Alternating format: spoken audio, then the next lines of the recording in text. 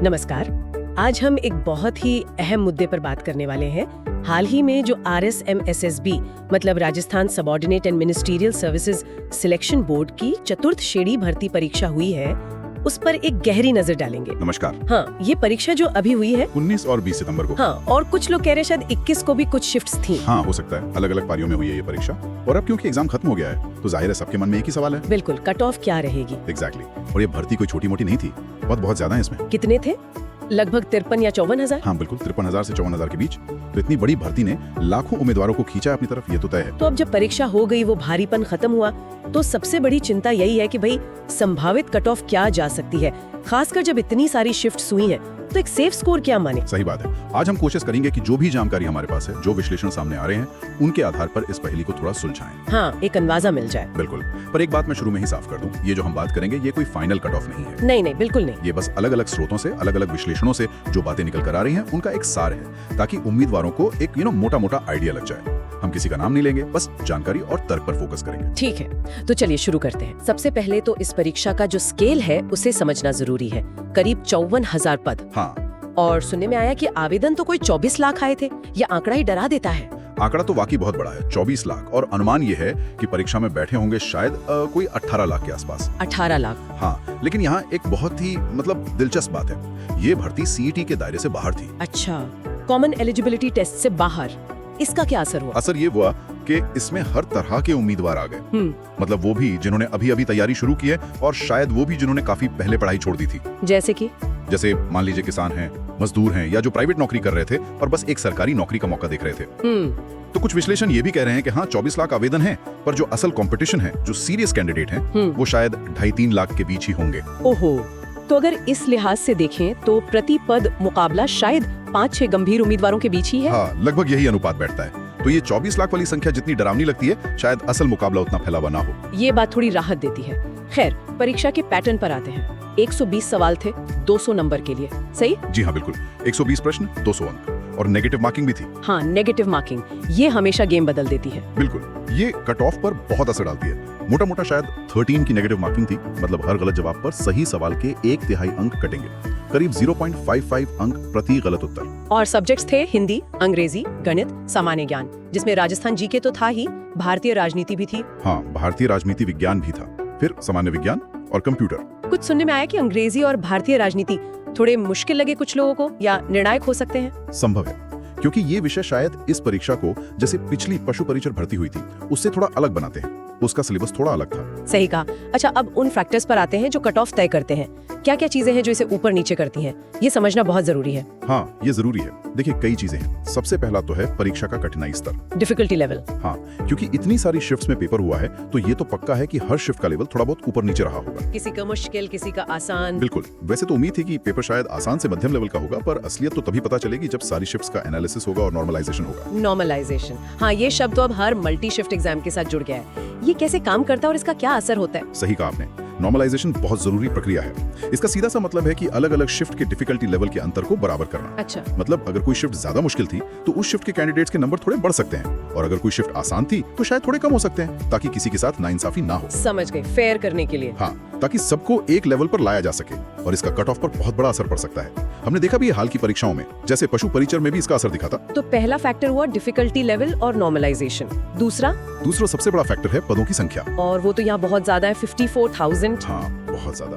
और आमतौर पर यही होता है कि जब पद इतने ज्यादा हों, तो कट ऑफ थोड़ी नीचे रहने की उम्मीद होती है, उन परीक्षाओं के मुकाबले जहां पद कम होते हैं। ठीक है। तीसरा फैक्टर? तीसरा है उम्मीदवारों की संख्या और असली कंपटीशन। जैसे हमने बात की, 24 लाख आवेदन हैं, पर सीरियस कंपटीशन शायद कुछ लाख में ही हो। ये जानना भी जरूरी है कि कितने गंभीर दावेदार मैदान में थे। और चौथा फैक्टर है आरक्षण नीति। जो सरकारी नियम हैं, उसके हिसाब से अलग अलग categories, general, OBC, SC, ST, EWS, इनकी कट ऑफ अलग अलग रहेगी। ये तो हमेशा ही होता है। हाँ, ये तो स्टैंडर्ड है। और कुछ? और पांचवा, जो कि बहुत महत्वपूर्ण है, वो है उम्मीदवारों का ओवरऑल परफॉर्मेंस। अगर ज्यादातर लोगों ने बहुत अच्छा पेपर किया है, तो कट ऑफ ऊपर जाएगी। अगर एवरेज परफॉर्मेंस रहा है, तो नीचे आ सकती है। ये सारे फैक्टर्स मिलकर तय करेंगे कि कट ऑफ कहाँ रुकेगी।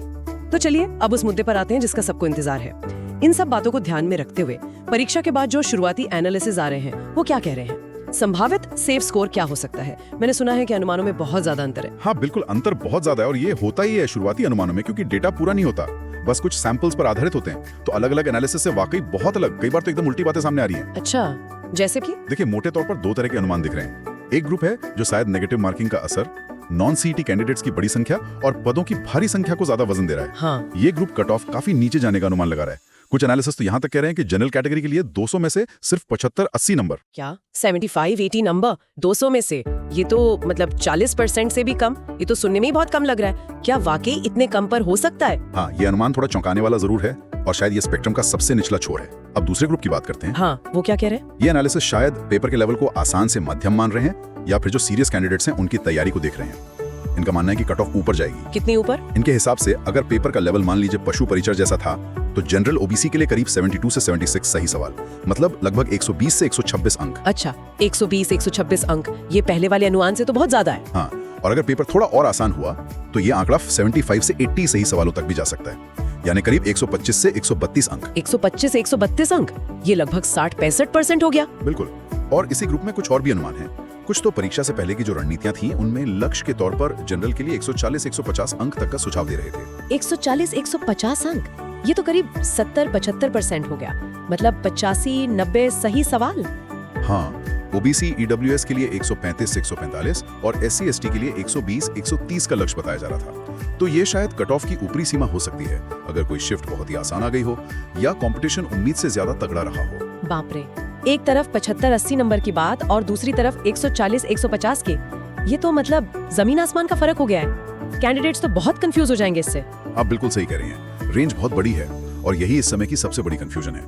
इसीलिए मैं बार बार कह रहा हूँ कि ये सिर्फ अनुमान हैं, अटकलें हैं। हाँ, ये समझना जरूरी है। सारी शिफ्ट्स का असल में डिफिकल्टी लेवल कैसा था, लोगों ने परफॉर्म कैसा किया है और सबसे जरूरी नॉर्मलाइजेशन कैसे होता है और उसका क्या असर पड़ता है। फाइनल तो आरएसएमएस भी ही बताएगा। और इसमें नेगेटिव मार्किंग का रोल भी तो बहुत बड़ा होगा, है ना? जिसने गलतियां कम की होंगी। निश्चित रूप से नेगेटिव मार्किंग के होते हुए एक्यूरेसी यानी सटीकता बहुत ज्यादा महत्वपूर्ण हो जाती है। बस ज्यादा सवाल करने की होड़ में रहना काफी नहीं था, सही करना ज्यादा जरूरी था। हाँ।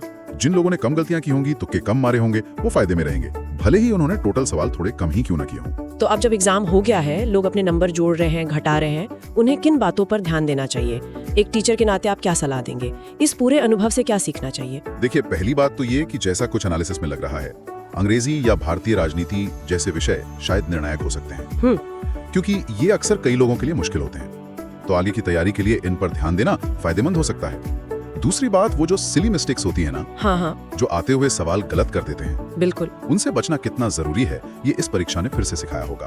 और नेगेटिव मार्किंग से बचने के लिए हर सवाल करने का प्रेशर लेने के बजाय जिन पर कॉन्फिडेंस था उन्हें ठीक से करना शायद बेहतर रहा होगा, मतलब क्वालिटी ओवर क्वांटिटी। एक और सवाल जो सबके मन में है वो पशु परिचर परीक्षा की कट ऑफ को लेकर है। वो काफी हाई गई थी, तो लोग डर रहे हैं कि यहाँ भी वैसा ही ना हो। क्या ये तुलना सही है? देखिए, सीधे सीधे तुलना करना मेरे ख्याल से ठीक नहीं है। क्यों? कई कारण। पहला, जैसा हमने कहा, सिलेबस अलग था, इसमें अंग्रेजी भारतीय राजनीति थी जो उसमें नहीं थी। दूसरा और सबसे बड़ा कारण, पद। यहाँ पद लगभग 9 गुना ज्यादा है। हाँ, 54,000 बनाम 6,000, ये तो बहुत बड़ा फर्क है। बिल्कुल, ये बहुत बड़ा अंतर है। तीसरा, नेगेटिव मार्किंग का तरीका, पेपर का पैटर्न, ये सब भी अलग हो सकता है। तो पशु परिचर की कट ऑफ को यहाँ बेंचमार्क मानकर टेंशन लेना या उसी हिसाब से अनुमान लगाना मुझे लगता है सही नहीं है। और वो 24 लाख वाली बात, जो इतने सारे आवेदक थे। हाँ, संख्या बड़ी है, इसमें शक नहीं, पर जैसा एक एनालिसिस कह रहा था, शायद असली टक्कर 5-6 लोगों में ही है प्रति पर, जो कई दूसरी भर्तियों से कम है। और ये नॉन सीईटी थी, मतलब हर तरह की तैयारी वाले लोग थे इसमें। हाँ, ये बात भी है। तो मेरा सुझाव है कि टोटल नंबर देखकर घबराने के बजाय अपने परफॉर्मेंस को ईमानदारी से देखें। तो अब आगे क्या? कैंडिडेट्स क्या करें अब? बस इंतजार? अब सबसे जरूरी चीज है धैर्य, पेशेंस।